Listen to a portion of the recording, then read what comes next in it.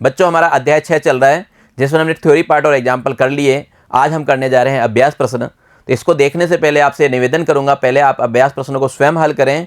यदि हल नहीं हो पाता है तब इस वीडियो को आप कॉपी और पेन लेकर 7 मिनट देखें। पहला हम प्रश्न देखें तो यहाँ पे लिखा हुआ है प्रश्न 1। ये कह रहा है चित्र में वर्णित स्थितियों के लिए, यहाँ पे चित्र बना हुआ है, इस वर्णित स्थितियों के लिए प्रेरित धारा की दिशा की प्रवृत्ति ज्ञात कीजिए। धारा की क्या करनी है, दिशा बतानी है। यहाँ पे देखिए एक चुंबक है जो साउथ है, नॉर्थ है, साउथ इसके पास आ रहा है। मैंने बताया था इसकी दिशा क्या होगी, हमेशा इसका विरोध करेगी, यानी इसको दूर धकेलने की कोशिश करेगी। इसके दूर कब धकेलेगी, जब ये खुद भी क्या हो, साउथ बन जाए। ये खुद क्या हो, साउथ बन जाए। और इनकी दिशाओं के बारे में बताया था कि इस तरह लगा दीजिए, जिससे क्या होगा, आपके दिशाओं का पता चल जाता है। इधर तो नॉर्थ है, इधर क्या है, साउथ है। तो ये दिशा जो है यहाँ पे क्या होगी, बताइए यहाँ पे दिशा कैसी होगी, इस तरह निकलेगी। या फिर आप क्या करें, इस हथेली को भी रख के कर सकते हैं, अंगूठा क्या होगा, नॉर्थ को रिप्रेजेंट करेगा, तो दिशा इस तरह आएगी। ठीक है, ऐसी आएगी। तो यहाँ पे ऐसे आएगा, ये कुंडली भी क्या है, ऐसे ही बना हुआ है, तो दिशा ऐसे आएगी अपने पास। ठीक है, यूँ आएगी, यूँ आते हुए यहाँ से घूमते हुए यहाँ आएगी, और क्यू से क्या होगी, आर की तरफ जाएगी, आर से पी की तरफ, फिर वापस क्या होगी, इसके अंदर राउंड लगाता हुआ आ जाएगा।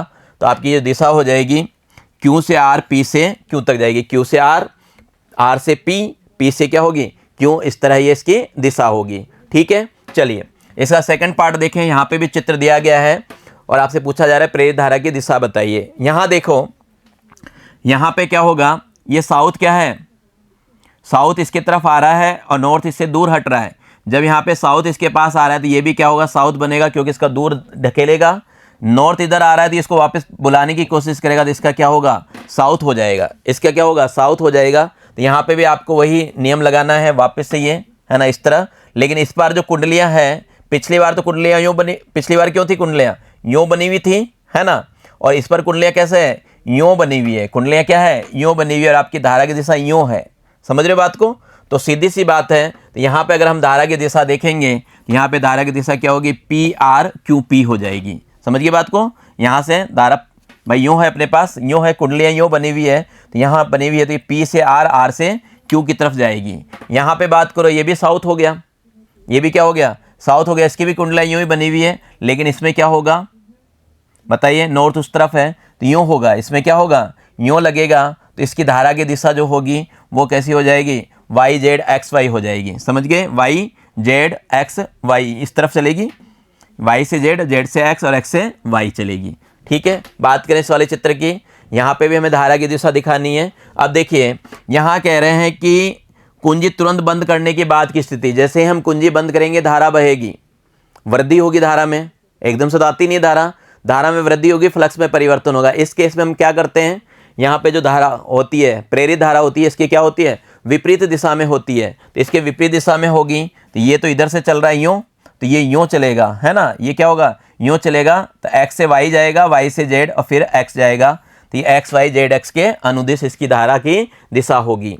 बात करें इस वाले चित्र में, इसमें क्या हुआ, इसमें क्या कर रहे हैं, धारा नियंत्रक को समायोजन कर रहे हैं, कम कर रहे हैं। तो अब क्या होगा, अब बताइए यहाँ पे धारा क्या कर रहे हो आप, धारा क्या कर रहे हैं, कम कर रहे हैं। तो ये इसके क्या होगा, सेम दिशा में आएगी, धारा को वापस आना चाहेगा, इसी की दिशा में आएगी। तो इसकी दिशा यूँ है, तो इसकी दिशा क्या होगी, ऐसे ही प्राप्त होगी। एक्स से वाई जाएगा, वाई से जेड आएगा, एक्स से वाई और वाई से क्या होगा, जेड आएगा। तो यहाँ पे ये दिशा ऐसी आ जाएगी, एक्स से वाई, वाई से जेड बोल लो, या फिर आप कह सकते हो वाई से जेड, जेड से एक्स, एक ही बात है। ये वाले पार्ट की बात करें, यहाँ पे देखें, यहाँ पे चित्र में वर्णित स्थितियों के लिए प्रेरित धारा की दिशा बताइए। यहाँ पे 2 लगा रखे हैं अपने पास।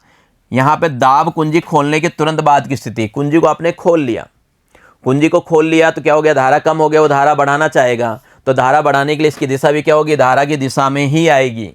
इसकी क्या होगी, धारा की दिशा में ही आएगी।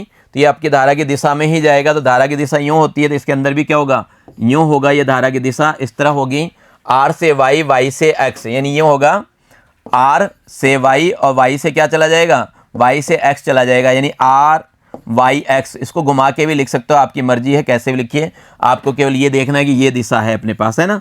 आप एक्स आर वाई भी लिख सकते हो, कोई दिक्कत नहीं है, वाई एक्स आर भी लिख सकते हो, एक ही बात है, कोई दिक्कत यहाँ पे नहीं है। ठीक है, चलिए बात करते हैं हम एफ वाले पार्ट की। यहाँ पे आपको कहा गया है, क्या कहा गया है, एक ये दे रखा है अपने पास चकती सा है, इसमें धारा की दिशा ऊपर दिखा रखी है। जब अपने पास ये चकती है तो इसका जो क्षेत्रफल सदिश होगा वो भी क्या होगा, ऊपर की ओर होगा, है ना। क्षेत्रफल सदिश क्या होगा, ऊपर की ओर। और यहाँ पे जो चुंबकीय क्षेत्र है यहाँ है, तो चुंबकीय क्षेत्र और क्षेत्रफल सदिश में क्या हुआ, 90 डिग्री का कोण आ गया, कोण 90 का आ गया। तो क्या होगा, यहाँ पे फ्लक्स नहीं आएगा, फाई होता है बी डॉट ए, फाई क्या होता है आपका बी ए कोस थीटा होता है। और यहाँ पे आप क्या कह रहे हैं, 90 डिग्री बोल रहे हैं। कोस 90 का मान कितना होता है, हम जानते हैं कोस 90 का मान क्या होता है, 0 होता है। फाई 0 हो गया, फाई 0 हो गया, फ्लक्स ही नहीं है तो परिवर्तन भी नहीं होगा, तो धारा का सवाल ही नहीं उठता। तो सीधी सी बात है, हम ये कह देंगे इस स्थिति में चुंबकीय क्षेत्र रेखाएं लूप के तल में स्थित है, अतः इस स्थिति में प्रेरित धारा क्या होगी, उत्पन्न नहीं होगी। कारण आपको मैंने बता दिया। चलिए बात करते हैं प्रश्न संख्या 2 के बारे में। यहाँ पे ये कह रहे हैं चित्र में वर्णित स्थितियों के लिए लेंज के नियम का उपयोग करते हुए प्रेरित विद्युत धारा की दिशा ज्ञात कीजिए।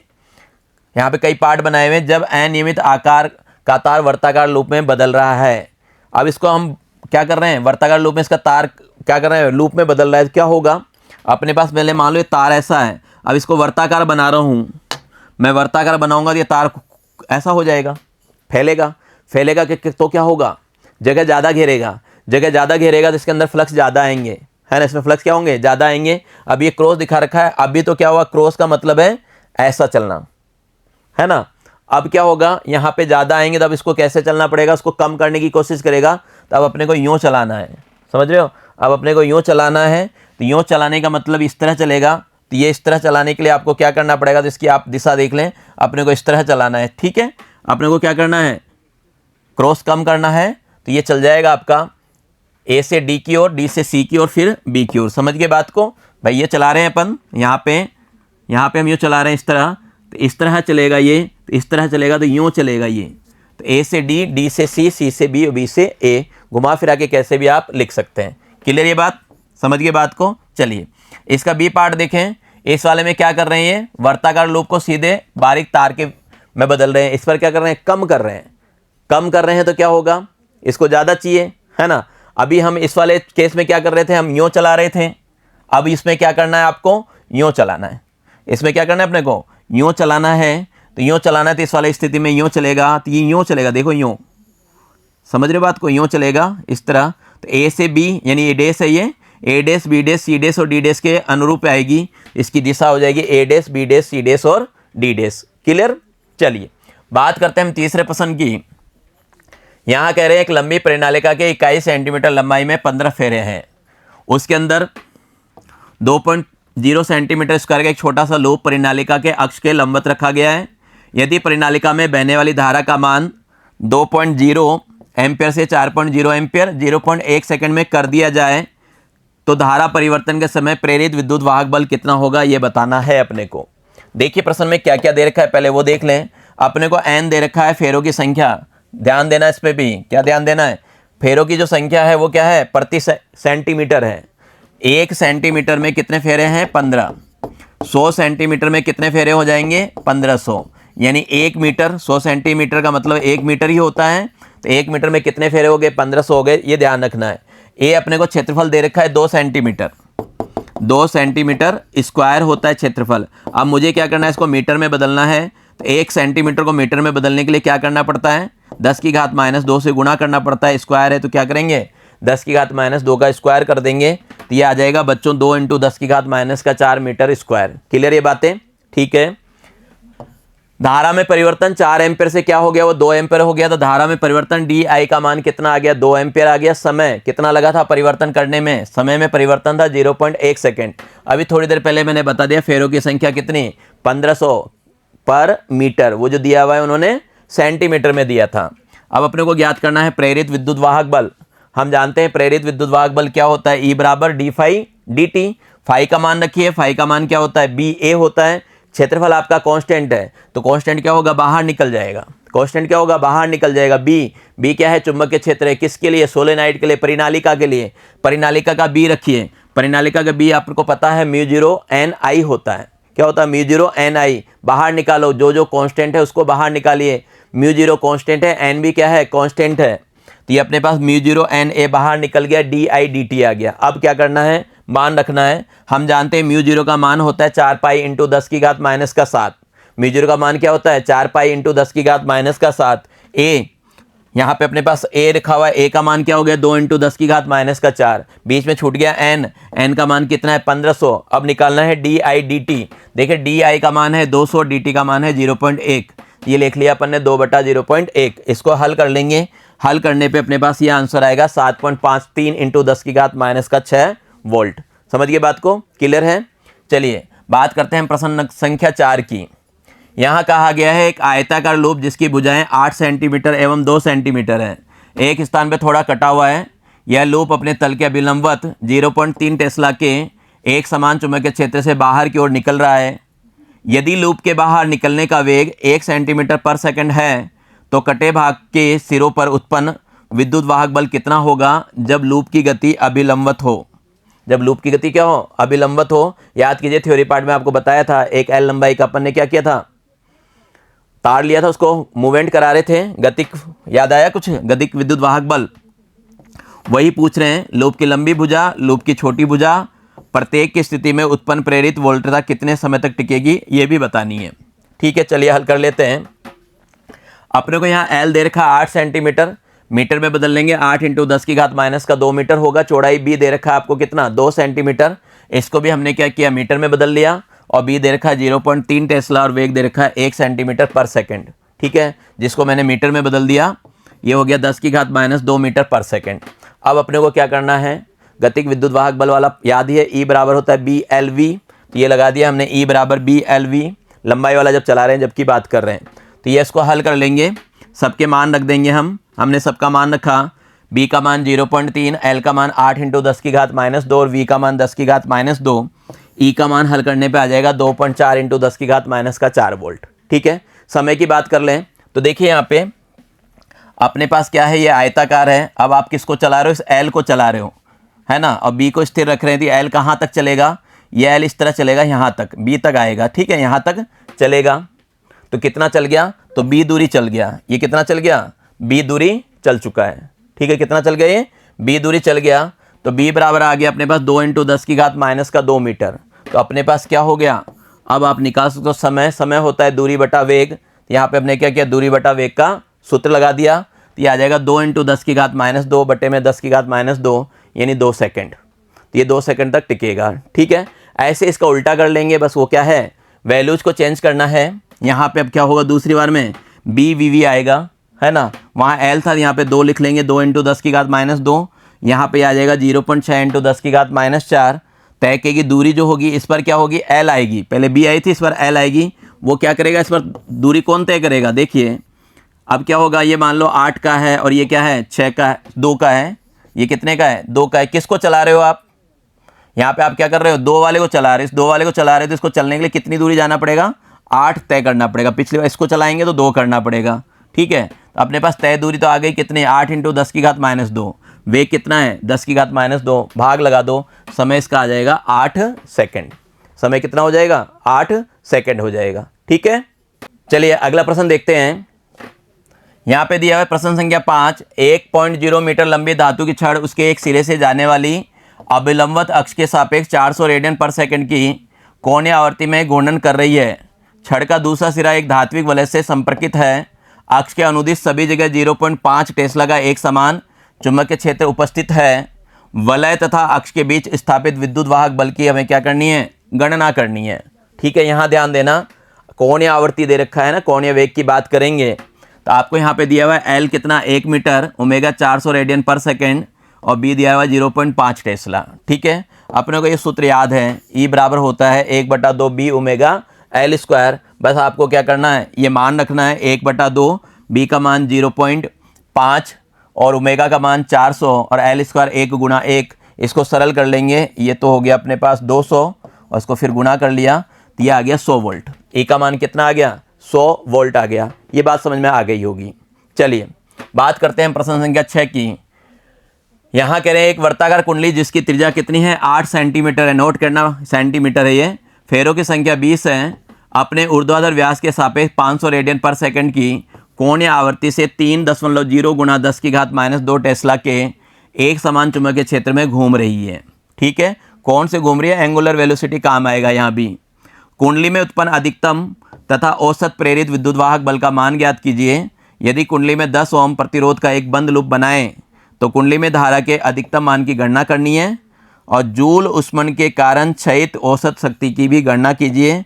यह शक्ति कहाँ से प्राप्त होती है, इसको भी हमें क्या करना है, एक्सप्लेन करना है।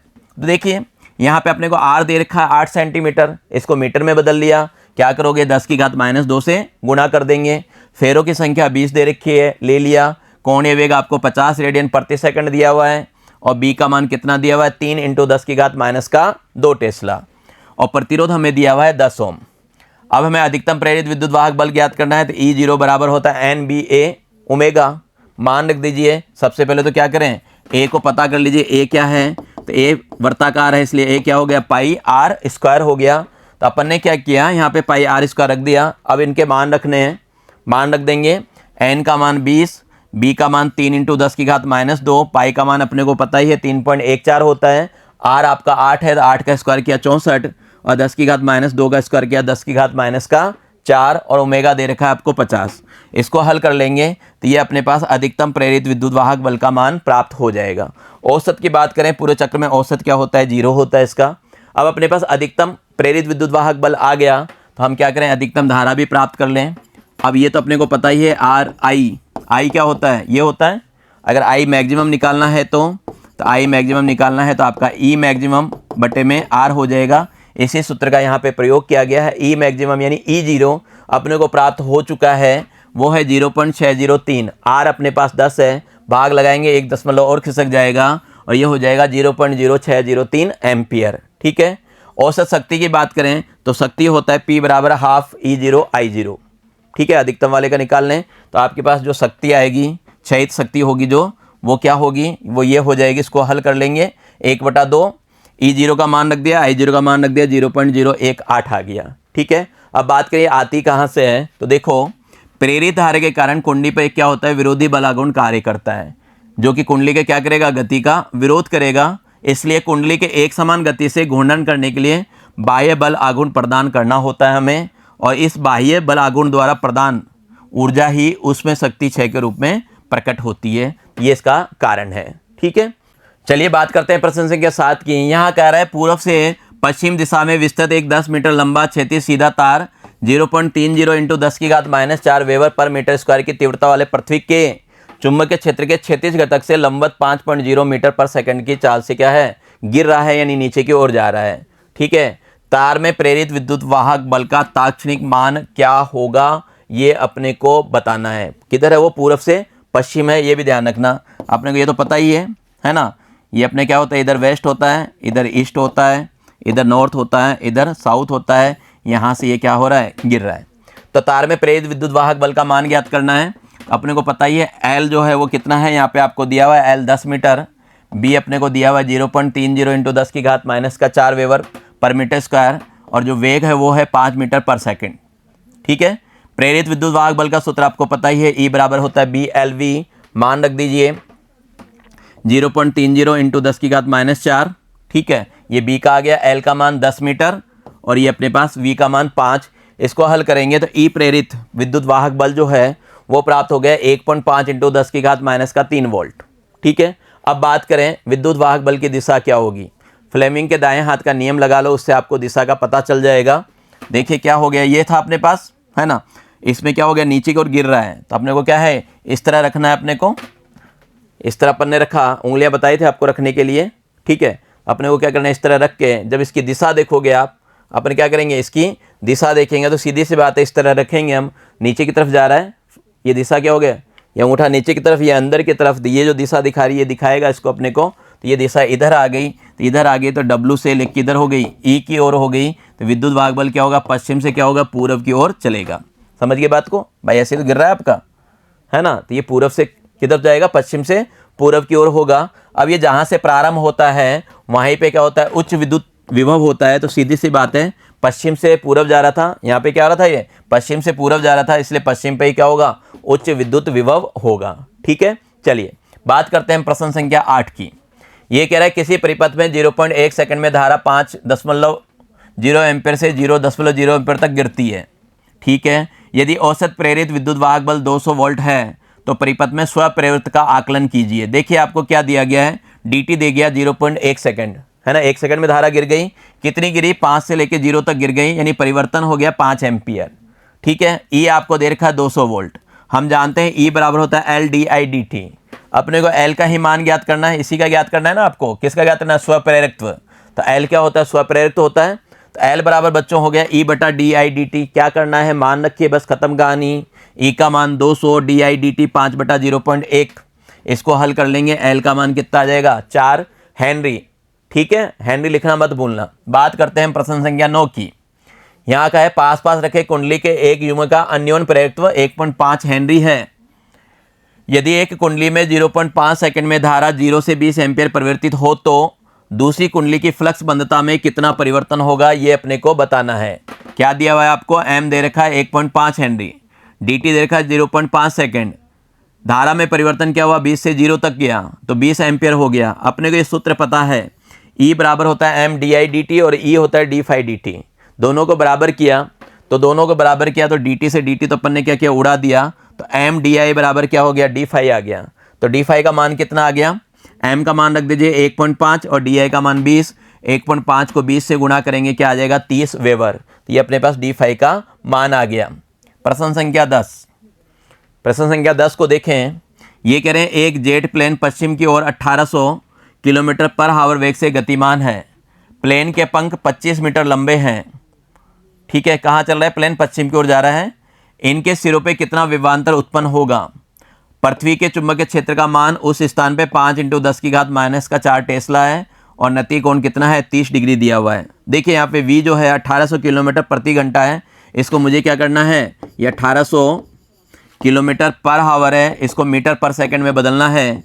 तो 1 किलोमीटर में 1000 मीटर होते हैं और 1 आवर में कितने होते हैं, 60 × 60 सेकंड होते हैं। तो इसको अपन हल कर लें। हल करने के बाद क्या होगा, जो भी आंसर आ जाए आपका हल करें।